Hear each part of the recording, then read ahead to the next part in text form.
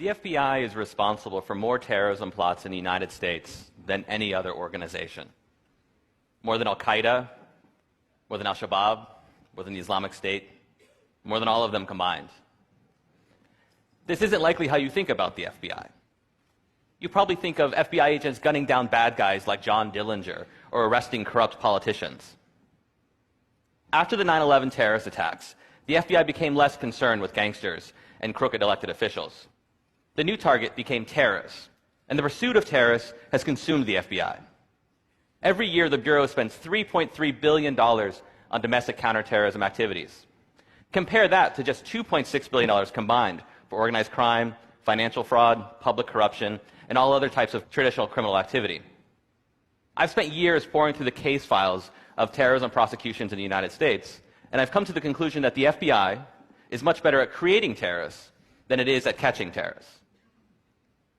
In the 14 years since 9/11, you can count about 6 real terrorist attacks in the United States. These include the Boston Marathon bombings in 2013, as well as failed attacks, such as the time a man named Faisal Shahzad tried to deliver a car bomb to Times Square. In those same 14 years, the Bureau, however, has bragged about how it's foiled dozens of terrorism plots. In all, the FBI has arrested more than 175 people in aggressive undercover counterterrorism stings. These operations, which are usually led by an informant, provide the means and opportunity, and sometimes even the idea, for mentally ill and economically desperate people to become what we now term terrorists. After 9/11, the FBI was given an edict. Never again. Never another attack on American soil.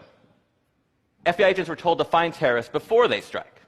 To do this, agents recruited a network of more than 15,000 informants nationwide, all looking for anyone who might be dangerous. An informant can earn $100,000 or more for every terrorism case they bring to the FBI. That's right, the FBI is paying mostly criminals and con men 6 figures to spy on communities in the United States, but mostly Muslim American communities. These informants nab people like Abu Khalid Abdul Latif and Wali Mujahid. Both are mentally ill. Abdul Latif had a history of huffing gasoline and attempting suicide.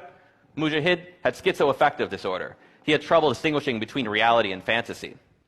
In 2012, the FBI arrested these 2 men for conspiring to attack a military recruiting station outside Seattle with weapons provided, of course, by the FBI.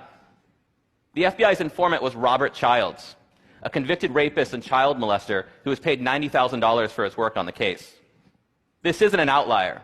In 2009, an FBI informant who had fled Pakistan on murder charges led 4 men in a plot to bomb synagogues in the Bronx. The lead defendant was James Cromedy, a broke Walmart employee with a history of mental problems. And the informant had offered him $250,000 if he participated in that plot. There are many more examples. Today, The Intercept published my new story about a counterterrorism sting in Tampa involving Sami Osmakash, a young man who was living near Tampa, Florida. Osmakash also had schizoaffective disorder. He too was broke, and he had no connections to international terrorist groups. Nonetheless, an FBI informant gave him a job, handed him money, introduced him to an undercover agent posing as a terrorist, and lured him in a plot to bomb an Irish bar. But here's what's interesting. The lead undercover agent, you can see him in this picture with his face blurred, would go back to the Tampa field office with his recording equipment on. Behind closed doors, FBI agents admitted that what they were doing was farcical. A federal judge doesn't want you to hear about these conversations. He sealed the transcripts and placed them under a protective order in an attempt to prevent someone like me from doing something like this.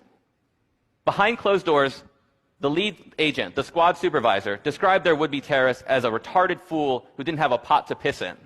They described his terrorist ambitions as wishy-washy and a pipe dream scenario.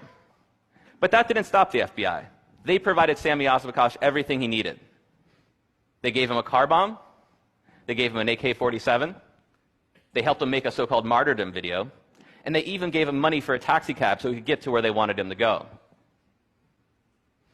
As they were working the sting, the squad supervisor tells his agents he wanted a Hollywood ending. And he got a Hollywood ending. When Sami Osmakash attempted to deliver what he thought was a car bomb, he was arrested, convicted, and sentenced to 40 years in prison. Sami Osmakash isn't alone. He's one of more than 175 so-called terrorists for whom the FBI has created Hollywood endings. US government officials call this the war on terror. It's really just theater, a national security theater, with mentally ill men like Sami Osmakash, unwitting actors in a carefully choreographed production brought to you by the FBI. Thank you.